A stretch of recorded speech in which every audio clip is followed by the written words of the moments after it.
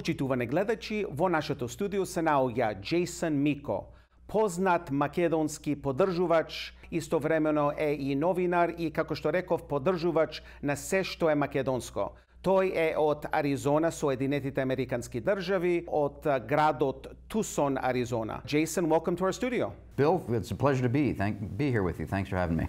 Many things have happened in Macedonia over the last couple of weeks, and most of them very, very bad for Macedonia and the Macedonian people. Today is the 22nd, and I'm sure a lot of things will happen between today and this Saturday when this show airs. But as of today, can you tell our viewers from your perspective, what is the situation like in Macedonia right now? First, let me just say that I was there about 3 or 4 weeks ago. I actually went to Macedonia for Independence Day this year, thinking that maybe this is the last time that we celebrate the independence of the Republic of Macedonia. So I went there for that, as well as to see friends and family. As you probably know, maybe your viewers don't know, I've got a very long relationship with Macedonia, 22 years, going on 23 years. Lived there for many years. I go back there 2 to 3 times a year nowadays. So, and of course I follow the situation on a daily basis. I literally dream about Macedonia. So it's part of my life. And I'm very much invested in Macedonia, in the people, in the culture, etc. So what I can tell you about what I know that's going on, as we know, the government forced through basically a vote on Friday evening, this past Friday evening. They got their required 2/3 or 80 members of parliament to vote to proceed with preparing these constitutional amendments which are required by the Prespa agreement, or as I call it, the Zaev capitulation.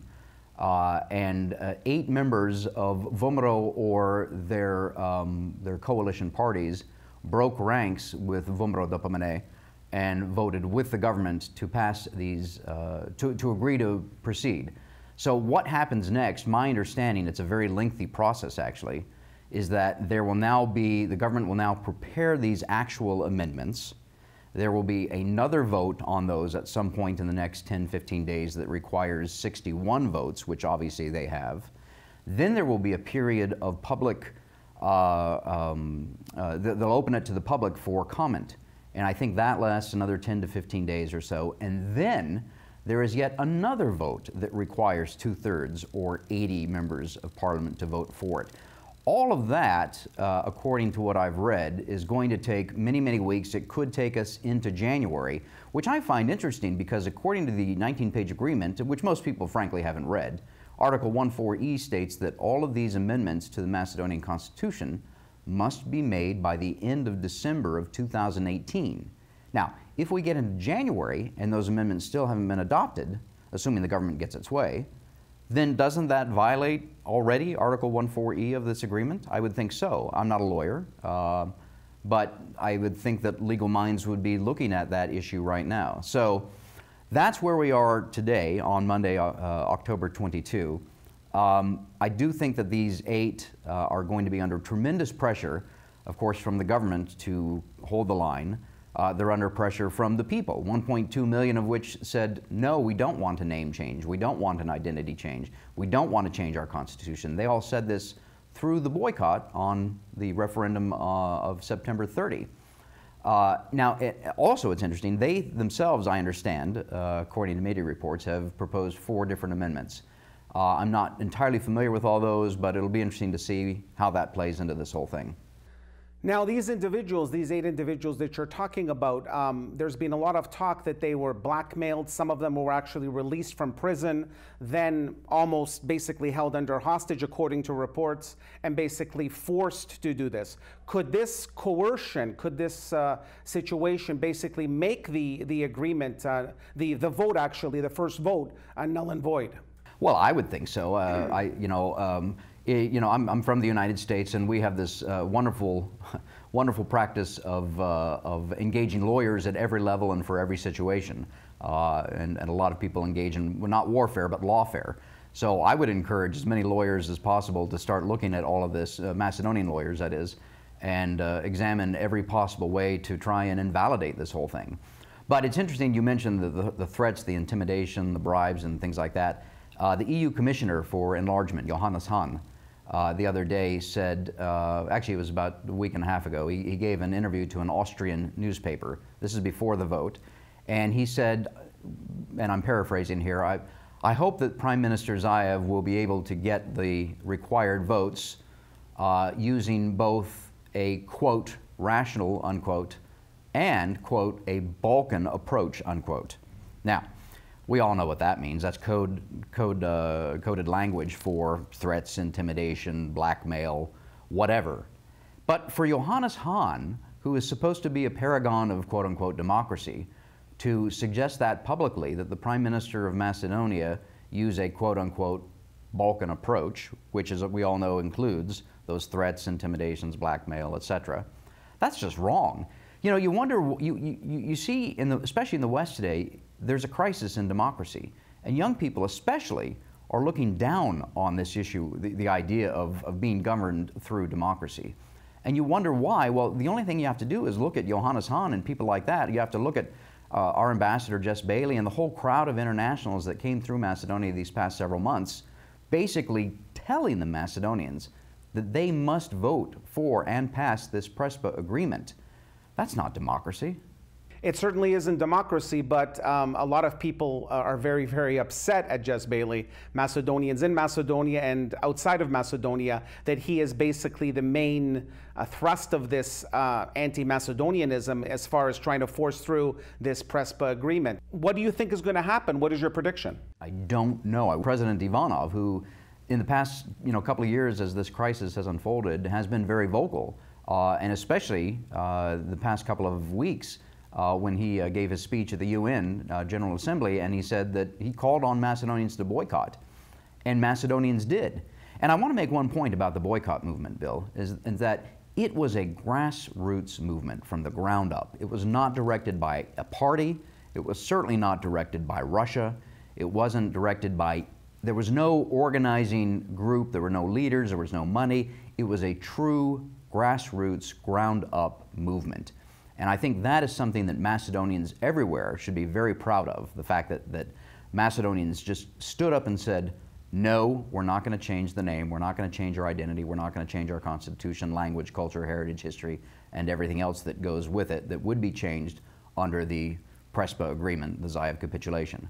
So President Ivanov does have a role to play, and I do hope that he comes out and says something soon about this. He actually has quite a bit of power. Obviously, anything that the parliament passes in terms of constitutional changes will eventually have to be signed by him. And he's not going to sign it, obviously. He didn't sign the law on languages and other things.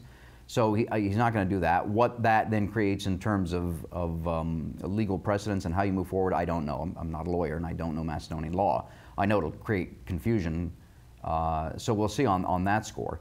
But on these next couple of weeks that I outlined earlier about the next two votes, the 60 and then the 2/3 again, that's going to take weeks, if not months. We'll see. I think we'll see the international cast of characters continuing to come through Macedonia. Matthew Palmer is there today, the Deputy Assistant Secretary of State for Eurasian and European Affairs. He's there, of course, putting the pressure back on him again. I think we'll see more that'll come through to try and do the same thing. But what I do hope is that the Boykatira movement doesn't just sit back. I hope that they continue to raise their voices in Macedonia, throughout the world, on social media and on other platforms, and talking about why this agreement is bad for Macedonia, why this agreement is bad for the Macedonians. The Boykatira still has a very important role to play. And my message to my friends in the Boykatira movement is to continue to stand up, continue to fight, continue to let your voices be heard. Because at the end of the day, and this is something that's very important, I think, freedom for the Macedonian people, for the Canadians, for the Americans, for any people, freedom has to be maintained and sustained and handed down to our children, to our grandchildren, to generations yet unborn. It's not something that is gained at one point and then you don't have to do anything more. You must continually maintain it and work hard to maintain it and then pass it down.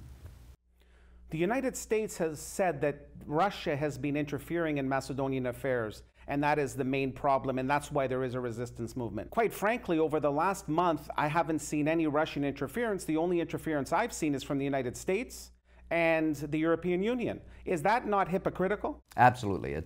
You're completely right, Bill. It is hypocritical. And it's ironic and it's almost farcical, frankly. On the very day that James Mattis, the Secretary of Defense of the United States of America, came to Macedonia, this was several weeks ago, on the very day that he came there and said that there has been and we have seen interference by the Russians in Macedonia, Prime Minister Zaev was asked a question by a member of the media, and he said, I haven't seen any interference by the Russians.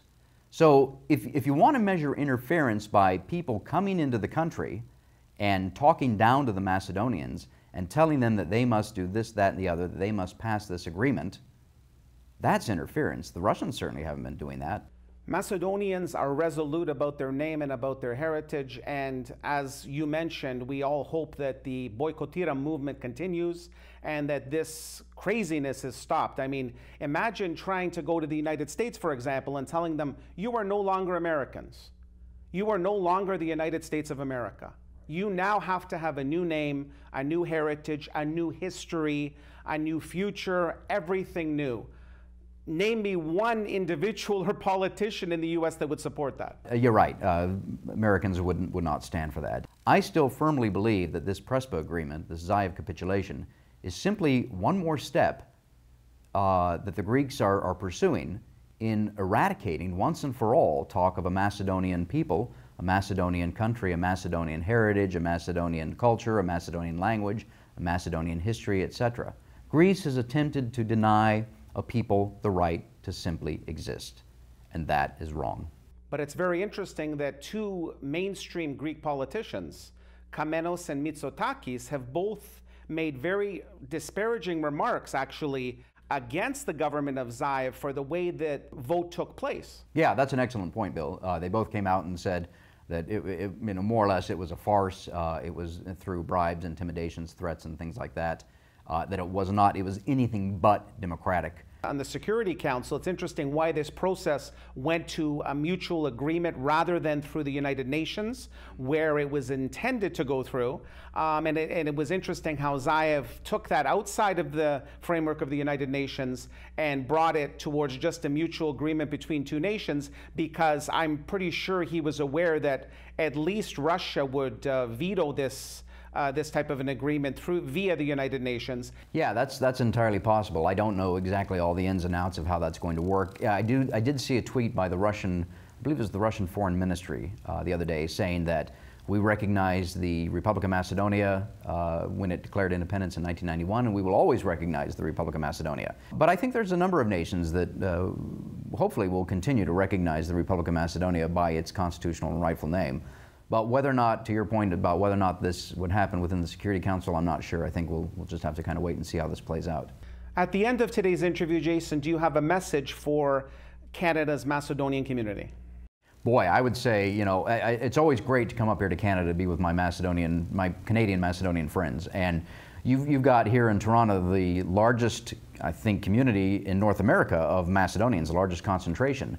And, you know, I don't know exactly how many that is, but and there's a lot of unitedness between the Macedonians in Canada, and especially on this issue.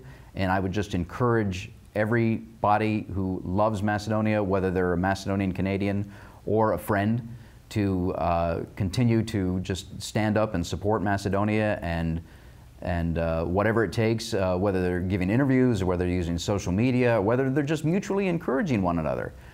Because that's really needed right now, is a united front amongst all of all the Macedonians in the diaspora and all of Macedonia's friends. Jason Miko, supporter of Macedonia Extraordinaire, we thank you very much for being in our studio today. Bill, thanks for having me with you. It's been a pleasure.